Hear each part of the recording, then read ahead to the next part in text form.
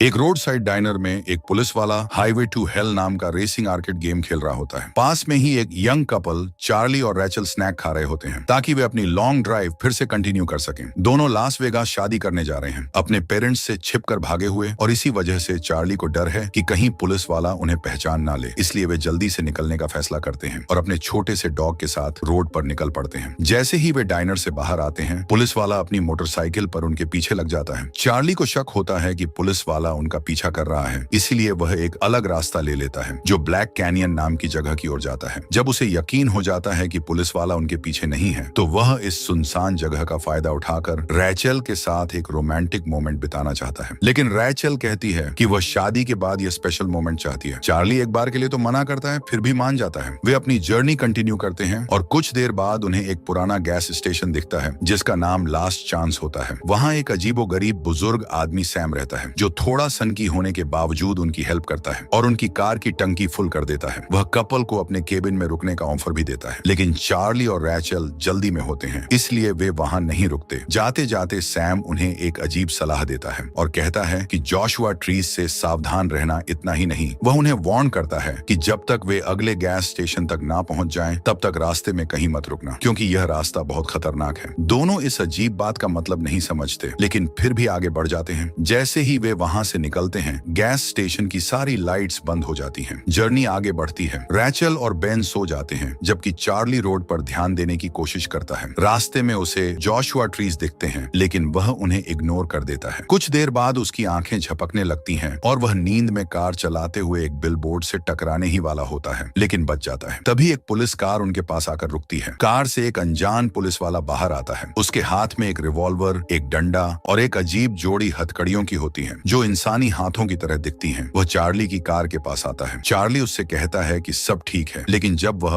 Police वाले का चेहरा ध्यान से देखता है तो उसे अजीब अजीब इंस्क्रिप्शंस दिखती हैं। कुछ बोले बिना ही वह पुलिस वाला अपने हाथों से कार का दरवाजा उखाड़ देता है और रैचल को खींचकर बाहर निकाल लेता है। चार्ली और बेन उसे रोकने की कोशिश करते हैं, लेकिन वह पुलिस वाला बड़ी आसानी से उन्हें जोरदार मुक्के मारकर गिरा देता है। रैचल कार के अंदर फंस जाती है और जब वह बाहर निकलने की कोशिश करती है तो पुलिस वाले के हाथ हिलाते ही कार का हैंडल गायब हो जाता है। रैचल किसी तरह अपनी नेकलेस गिरा देती है, लेकिन वह बच नहीं पाती और पुलिस वाला उसे अपने साथ ले जाता है। कुछ मिनट बाद बेन होश में आता है और चार्ली को उठाने की कोशिश करता है। चार्ली जैसे ही जागता है, वह घबराकर रैचल को पुकारता है, लेकिन उसे सिर्फ उसकी गिरी हुई नेकलेस मिलती है। अब उसके पास और कोई ऑप्शन नहीं होता, इसलिए वह वापस सैम के गैस स्टेशन लौटता है। गैस स्टेशन पहुंचते ही चार्ली सैम से पूछता है कि वह पुलिस वाला कौन था और उसने रोड को खतरनाक क्यों कहा था। तब सैम उसे बताता है कि जिस रास्ते से वे गए थे वहां दो रास्ते हैं, जिनमें से एक रास्ता रोड टू हेल के नाम से जाना जाता है। अफसोस की बात यह है कि रैचल उसी रास्ते पर चली गई जहां पहले भी कई लड़कियां जा चुकी हैं, जिन्हें उस पुलिस वाले ने किडनैप कर लिया था। उनमें से एक लड़की क्लारा भी थी, जो सैम की मंगेतर थी, ठीक वैसे ही जैसे चार्ली कार चलाते चलाते सो गया था। क्लारा भी सो गई थी और फिर वह उस पुलिस वाले की कैद में आ गई थी चार्ली को। अब रैचल को बचाने के लिए खुद नर्क में जाना होगा। ऐसा करने के लिए सैम उसे अपनी पुरानी गन और कार देता है। सब कुछ तैयार होने के बाद चार्ली अपनी गाड़ी में रखता है, लेकिन गलती से एक टेडी बियर गिरा देता है जो असल में एक घड़ी भी है। सैम उस घड़ी को उठाता है और उसमें 24 घंटे का अलार्म सेट करता है, क्योंकि चार्ली के पास नर्क से आकर वापस लौटने के लिए बस इतना ही समय है। अगर वो समय पर नहीं लौटा तो उसे हमेशा के लिए वहीं फंस जाना होगा। ये सब जानकर चार्ली और उसका वफादार कुत्ता रैचल को बचाने के मिशन पर निकल पड़ते हैं। सैम उन्हें बताता है कि नर्क का पोर्टल जोशुआ ट्रीज के रास्ते से मिलेगा। चार्ली तेजी से सड़क पर दौड़ता है, लेकिन जैसे ही वो गैस स्टेशन छोड़ता है, सैम को याद आता है कि उसे चार्ली को कार की खास ताकत के बारे में बताना चाहिए था, लेकिन अब बहुत देर हो चुकी है। चार्ली जोशुआ ट्रीज के रास्ते पर तेजी से गाड़ी चला रहा होता है। तभी अचानक एक कार उसके सामने आ जाती है और रुकने का इशारा करती है। चार्ली तुरंत अपनी गाड़ी रोकता है और गन निकालकर तैयार हो जाता है, ये सोचकर कि ये फिर से वही सीरियल पुलिस वाला होगा, लेकिन इस बार एक असली पुलिस ऑफिसर उसकी गाड़ी से बाहर आता है। चार्ली तुरंत कार की स्पीड बढ़ा देता है और पुलिस वाला उसका पीछा करने लगता है। तभी अचानक बीच सड़क पर एक पोर्टल खुल जाता है और चार्ली उसमें घुस जाता है। पुलिस वाला पीछे ही रह जाता है और चार्ली खुद को नर्क में पाता है, एक वीरान जगह जहां बस धूल और दूर दूर तक फैले पहाड़ ही नजर आते हैं। जब चार्ली नर्क को एक्सप्लोर कर रहा होता है, तब सीरियल पुलिस वाला रेचल को नर्क के एक डाइनर में ले जाता है, जहां भटकी हुई आत्माएं अपने खाने का इंतजार कर रही होती हैं। पुलिस वाला रेचल को काउंटर से जकड़कर हथकड़ी लगा देता है और एक गर्म ड्रिंक ऑर्डर करता है, लेकिन तभी एक मरे हुए पुलिस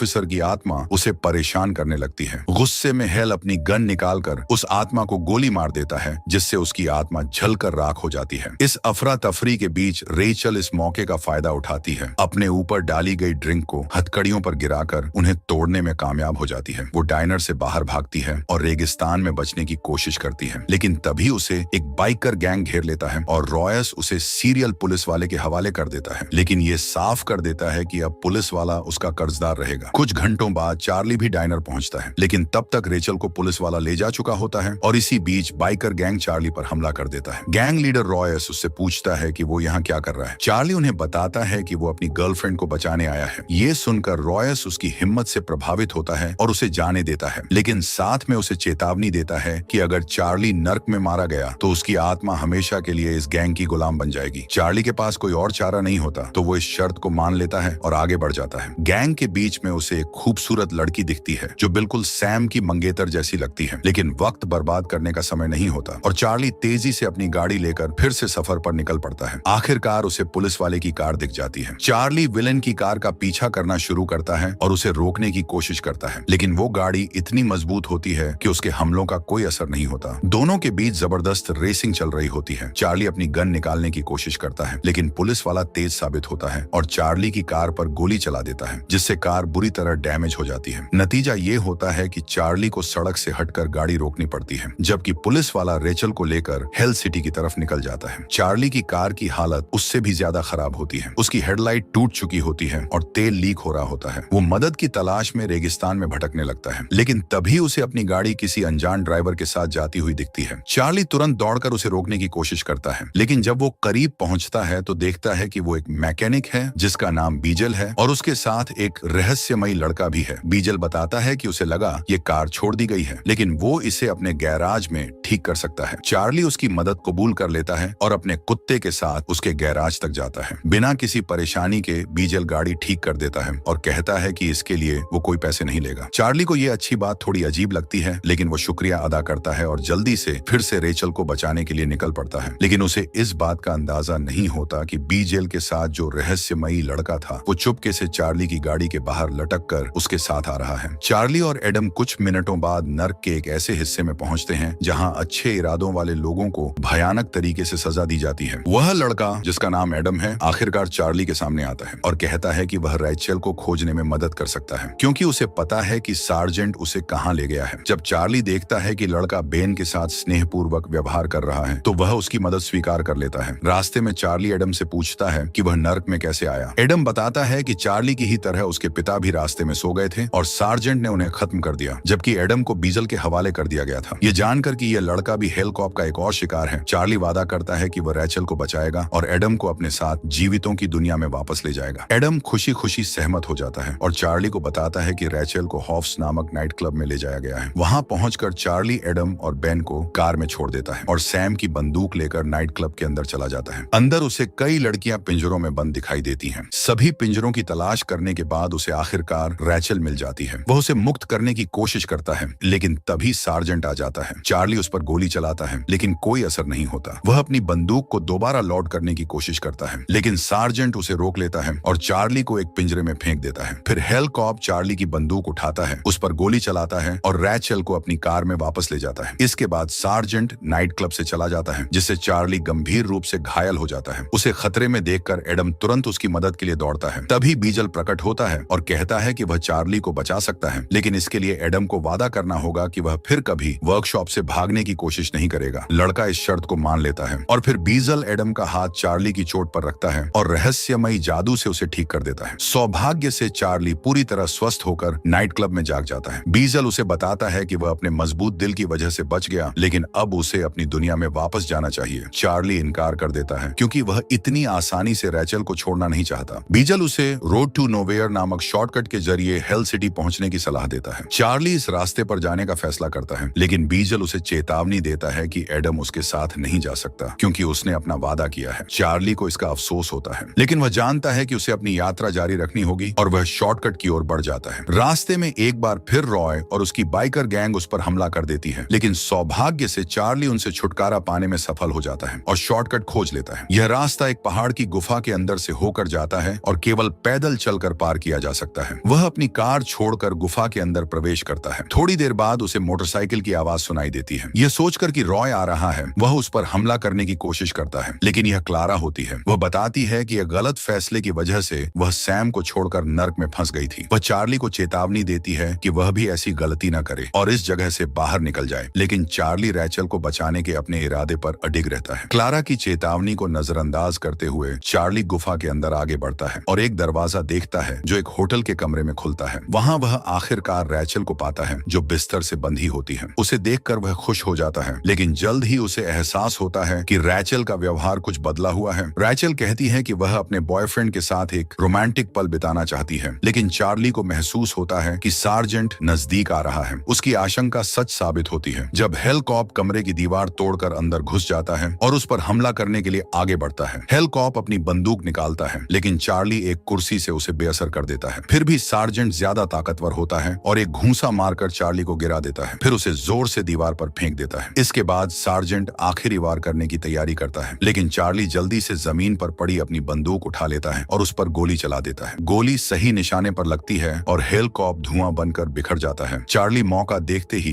रैचल के साथ भागने की कोशिश करता है, लेकिन रैचल तो रोमांटिक मूड में उसे अपने साथ कमरे में रोकना चाहती है। चार्ली को समझ आता है कि ये वो रैचल नहीं है जिसे वो जानता था, इसलिए वो वहां से हट जाता है। तभी पूरा खेल सामने आ जाता है। आईने में उसकी परछाई दिखाती है कि असली रैचल नहीं बल्कि एक राक्षस है जो उसका रूप लिए हुए है। जैसे ही वो दानव चार्ली पर हमला करता है, चार्ली खुद को बचाने की कोशिश करता है, लेकिन राक्षस उसे कुर्सी पर जकड़ लेता है और अपनी पूंछ से कसकर पकड़ लेता है। फिर भी चार्ली जेब से चाकू निकालता है और उसकी पूंछ काट देता है, जिससे वो खुद को आजाद कर पाता है। आखिरकार वो अपनी गन निकालकर राक्षस को खत्म कर देता है, जो बिस्तर के नीचे छिपे कुएं में गिरकर सीधे नर्क की गहराइयों में चला जाता है। चार्ली इस लड़ाई में जीत तो जाता है, लेकिन अब उसे एहसास होता है कि वो शॉर्टकट बस एक छलावा था। रैचल को बचाने का समय कम होता जा रहा है। फिर भी चार्ली अपनी गाड़ी में बैठता है और तेज रफ्तार से रास्ते पर बढ़ता है, जहां उसे कई कारें एक विशाल सुरंग की ओर जाते हुए दिखती हैं। जल्द ही रास्ता एक लड़ाई में बदल जाता है, जहां बाकी कारें चार्ली को टक्कर मारकर नर्क सिटी तक पहुंचने से रोकने की कोशिश करती हैं। मगर चार्ली हार मानने वालों में से नहीं है। वो चालाकी से उन गाड़ियों को चकमा देता है और आखिरकार सुरंग पार कर नर्क सिटी के दरवाजे तक पहुंच जाता है। अब उसे आगे पैदल ही बढ़ना था। उसके दोस्त बेन के साथ वह एक पुल की ओर बढ़ता है, जिसे 3 सिरों वाला नर्क का रक्षक सेरबेरस बचा रहा होता है। वो चार्ली को आगे बढ़ने नहीं देता, लेकिन बेन उसका ध्यान भटकाने के लिए आगे आता है ताकि चार्ली आगे बढ़ सके। जैसे ही चार्ली पुल पार करता है, वो एक बंदरगाह पर पहुंचता है, जहां उसे चारोन मिलता है, मरे हुए लोगों को पार कराने वाला नाविक। चारोन चार्ली को बताता है कि वो उसे नाव से नर्क सिटी तक ले जाएगा, लेकिन चेतावनी देता है कि अगर वो झील पार करता है तो शायद वापसी का कोई रास्ता नहीं होगा। चार्ली उसकी बातों का धन्यवाद करता है और आखिरकार नर्क सिटी पहुंच जाता है, जो किसी विशाल आधुनिक महानगर की तरह दिखती है। यहाँ पहुंचते ही राक्षसी गार्ड्स चार्ली का पीछा करने लगते हैं, लेकिन वो किसी तरह बचते हुए एक आलीशान कमरे में पहुंच जाता है। वहां उसे रैचल मिलती है, लेकिन उसे यकीन नहीं होता कि वो असली है या नहीं, इसलिए वह आईने में उसकी परछाई देखता है और आखिरकार आश्वस्त हो जाता है कि उसने सही रैचल को ढूंढ लिया है। लेकिन उनका मिलन ज्यादा देर नहीं टिकता, क्योंकि शैतान खुद सामने आ जाता है और बताता है कि उसने रैचल को अपनी पत्नी बनाने के लिए बंदी बना रखा है। वो यह भी कहता है कि वो रैचल को एक ऐसी जिंदगी देगा जिसमें ऐशो आराम की कोई कमी नहीं होगी, ऐसी जिंदगी जो चार्ली उसे कभी नहीं दे सकता। लेकिन रैचल इस प्रस्ताव को ठुकरा देती है, क्योंकि वो सच्चे दिल से चार्ली से प्यार करती है और उसी के साथ रहना चाहती है। शैतान उनके प्रेम को देखता है और कहता है कि वे जा सकते हैं, लेकिन एक शर्त पर कि वे पीछे मुड़कर नहीं देखेंगे, वरना वे कभी मुक्त नहीं हो पाएंगे। दोनों इस शर्त को मानकर भागते हैं, लेकिन तभी शैतान हंसने लगता है और अपने असली रूप को प्रकट करता है। वो और कोई नहीं बल्कि बीजल मैकेनिक था। कुछ ही मिनटों में चार्ली और रैचल शहर से बाहर निकलने की कोशिश करते हैं, लेकिन उन्हें अतीत की भटकी हुई आत्माओं से घिरा हुआ पाते हैं। सौभाग्य से